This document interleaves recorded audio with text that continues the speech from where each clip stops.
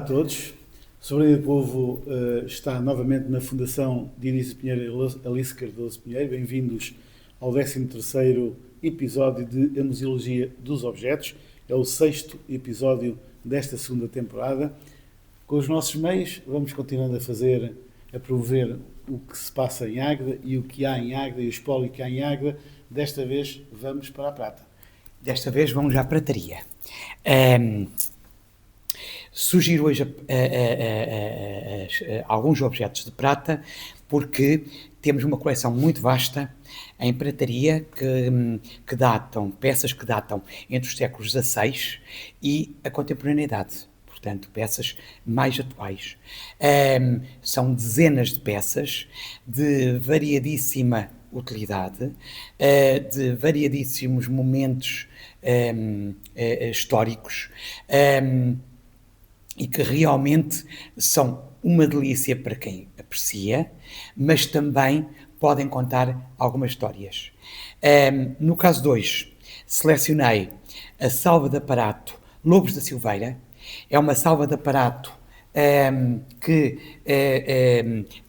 esteve em exposição pela primeira vez que nós conhecemos em 1955, e que está neste catálogo da Fundação Ricardo do Espírito Santo Silva, em 1955, exposição de ourivesaria portuguesa e francesa, onde está identificada esta peça que mais à frente iremos observar, que é a salva de aparato Judite. E já digo porquê o nome da salva ser Judite.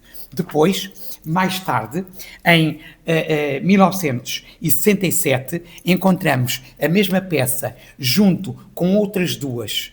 Uma outra que iremos ver também, uma outra salva, e depois a segunda peça que queria hoje dar maior destaque, que é uma Nossa Senhora da Conceição, em prata também do século XVI, ambas do século XVI, e que estiveram patentes ao público na grande exposição da ourivesaria portuguesa em Viana do Castelo, no ano de 1967. Também deixar aqui este testemunho da importância das obras em coleção, seja uma coleção privada, como no nosso caso, seja de um museu, seja de uma coleção nossa, de qualquer um de nós, a importância de cedermos peças para exposições, para depois fazermos todo um percurso condutor e uma valorização a cada momento de cada peça, de cada obra. É a forma mais livre de darmos vida às peças, não as enclausurarmos nos museus ou nas nossas casas e cedermos para serem admiradas, para serem observadas, para serem estudadas, e para elas próprias começarem a ter o seu cunho e o seu bilhete de identidade. Nós pedimos desculpa pelo microfone, mas são os meios técnicos que nós temos, mas com estes meios técnicos conseguimos fazer alguma coisa. Claro que sim. Nós vamos então às peças e vamos ver peça a peça uma visita guiada. Exatamente. Tá bem? Então vamos lá. Isso.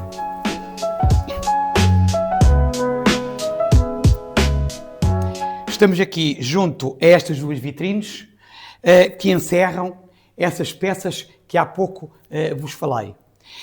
Logo aqui em cima temos salva de aparato do século XVI. Terá sido executada entre 1520 e 1530 e designamo-la com dois nomes. Salva de aparato Lobos da Silveira, porque o escudo central é dos Lobos da Silveira, ou a salva de aparato Judite. E porquê? Esta peça foi mandada fazer juntamente com uma outra que a antecedeu após a conquista da cidade de Azamor, em Marrocos, onde o exército português enfrentou o exército da dinastia Oatásida, entre 29 de agosto a 2 de setembro de 1513, liderado por ele Dom Jaime, Duque de Bragança, na qual João Lobo, filho primogênito de Dom Rodrigo Lobo da Silveira, terceiro barão do Alvito, se destacou.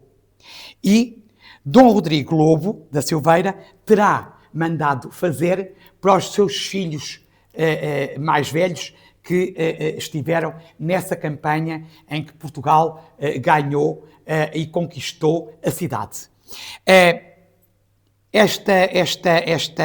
Esta salva, então, será igual à que está no Museu de Viena da Áustria, e aí sim está destacada como salva de aparato de Judite. É uma grande salva de aparato que representa a vida de Judite e os episódios da expansão missionária. Ou seja, na faixa exterior temos cenas da vida de Holoferne e Judite. Na faixa concêntrica, na central, temos cenas dos Santos Mártires de Marrocos, cujos restos mortais se encontram há séculos em Santa Cruz, em Coimbra.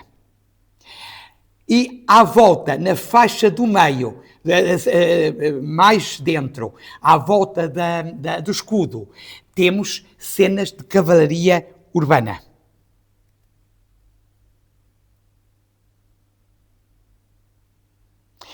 É realmente um trabalho que tem horror ao vazio. É uma salva barroca e as cenas contam-nos, separadas por coronelos, contam-nos vários episódios. Portanto, contam-nos histórias ou episódios de uma história.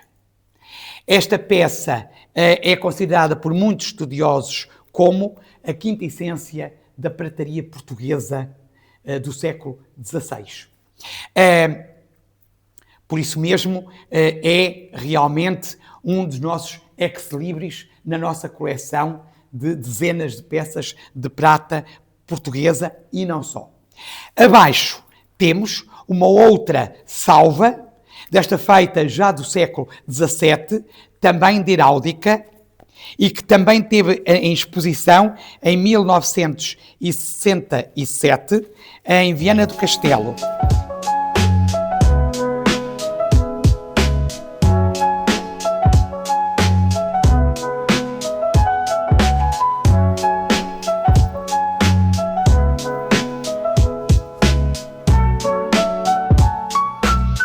E vou ler a descrição do catálogo que foi escrito nessa grande exposição. Salva armoriada dos começos do século XVII. A decoração que preenche a maior superfície, envolvendo o centro com o brasão, é constituída por larga folhagem e 4 mascarões e golfinhos, tudo em cinzeladura bastante facetada, a expressão típica deste género de salva de grande diâmetro. Carrancas permeadas de folhas cuneiformes, ornatos afins do mesmo estilismo, formam a sua orla, dando-lhe curioso recorte. E, claro, diz pertencer ao senhor Dionísio Pinheiro do Porto. Por isso, aqui quero salientar realmente o que falei há pouco, a importância da documentação que deve estar em permanência com as obras de arte. Depois, seguiríamos para esta vitrine aqui ao lado. Esta peça é uma Nossa Senhora da Conceição com o Rosário. Esta peça já é património nacional, de interesse nacional, e é também do século XVI. Também teve nessa grande exposição de Viana do Castelo, e é em prata maciça. São 3,5 kg. e eu digo que é uma escultura, uma verdadeira escultura em prata. É toda cinzelada e tem uma curiosidade. As partes de carnação, ou seja, as caras, as mãos e os pés do menino, não são como era costume em madeira encastrada e pintada. São também em prata trabalhada e pintada com gema de ovo. O rosário são pérolas barrocas e a coroa é em prata dourada e a pedraria são rubis, esmeraldas e diamantes.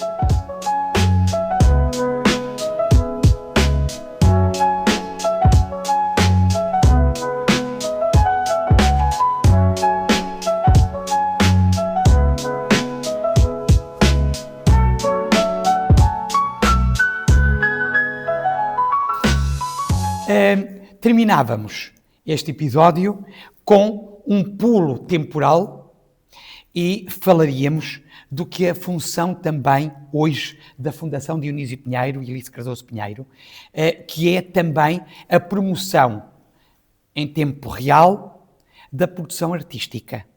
E, como estávamos a falar de prata do século XVI, temos realmente um percurso que vai do século XVI aos nossos dias. Temos muita prataria do século XVII, XVIII, XIX, uma coleção belíssima de paliteiros portugueses do século XIX. Temos peças de uso quase cotidiano do século XIX e século XX, inclusive faqueiros, os serviços de chá, de café, bandejas, variedíssimos objetos muito interessantes, o copo de caça, que é uma delícia, entre outras. E depois também podem observar peças que têm a ver com os projetos apoiados por nós, em termos, neste caso, de prata. E pego, por exemplo, neste par de brincos, que são joalharia de autor. Eu digo que são joalharia de tributo porque homenageiam também algum acontecimento ou alguma personalidade. Neste caso, foram os brincos feitos em homenagem aos 100 anos de nascimento, sobre o nascimento de Natália Correia. E por isso, toda a sua composição, todo o seu percurso de fabrico e de criação foi da sua autora, obviamente, Margarida Nunes, com uma envolvência também da minha parte e da Fundação, que resultou neste par de brincos, um objeto também que pode ser observado na Fundação. Um outro projeto da mesma joalheira de Coimbra, Margarida Nunes, temos, por exemplo, neste caso, é um broche ou alfinete e que tem muito significado para Coimbra, onde moro, porque é alusivo à Inês de Castro. E por isso toda a parte, chamemos-lhe cénica, tal como nas salvas de aparato que falámos, na salva de aparato Lobo da Silveira, que contam uma história, também nesta joalharia de autor, também podemos encontrar histórias e representações e simbólicas alusivas a algum acontecimento ou a alguma personalidade. Neste caso, a Inês de Castro. Com a lágrima de Inês de Castro. Por fim, selecionei uma outra peça, também da mesma joalheira, para também não nos saciarmos muito do nosso intuito, do programa mais conciso, e apresento também uma peça de autor, desta feita, alusivo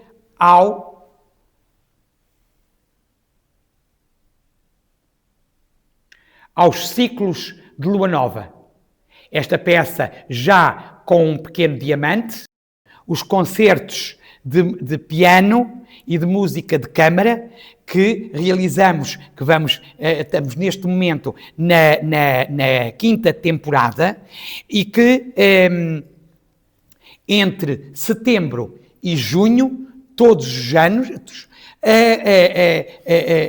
privilegiamos música gratuita, como disse, de câmara, de piano e câmara, aqui na Fundação ou noutros espaços onde levamos esta iniciativa musical de tributo à nossa instituidora, Alice Cardoso Pinheiro, que era também pianista. E por isso também se encontrarem vários instrumentos, pianos, ou antecessores do piano, como o cravo ou o piano forte que temos cá, e que também convido o público a seguirem as nossas páginas e as redes sociais para saberem a programação de todo esse programa que começa sempre em setembro e acaba em junho com o programa de música. E por isso também a peça que também é de forma a pontuarmos uma iniciativa e a homenagearem a faceta mais artística da nossa instituidora.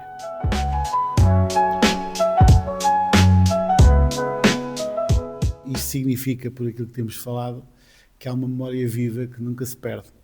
Exatamente. E as fundações têm esse papel de não só circunscreverem a sua atividade à coleção herdada, mas transporem, através do tempo, essa própria herança e falarmos não só na arte, nas suas multifacetadas expressões, não só circunscritas a um tempo, mas transpor sempre, tempo após tempo, o presente e o passado estarem sempre em comunhão, não só em diálogo, mas também em execução.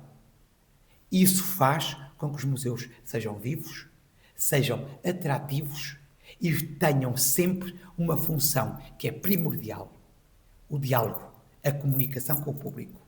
E isso é possível fazer-se quando falamos e trazemos do passado e resgatamos do passado obras de arte como aquelas que falámos há pouco e que observamos, mas também a ligação da matéria ao hoje. E trazemos a prata e ao discurso e à forma de comunicar do artífice hoje, tal como o artífice comunicava no século XVI, XVII, XVIII, XIX ou XX. Ou sempre. Miguel Vieira Duque, foi um prazer mais uma vez. Eu sei que continuaria sempre a falar, porque quem sente paixão por estas coisas acaba por falar sempre e tem sempre muita coisa a dizer, mas temos que ser sintéticos o máximo possível. Mas muito obrigado por este mais o 13º, o 6º desta segunda fase do Museologia dos Objetos, que a Soberania do Povo tem feito em conjugação com a Fundação Diniz Pinheiro e Alice Cardoso Pinheiro, um espólio que merece certamente a sua visita. Para todos, um resto de uma boa semana.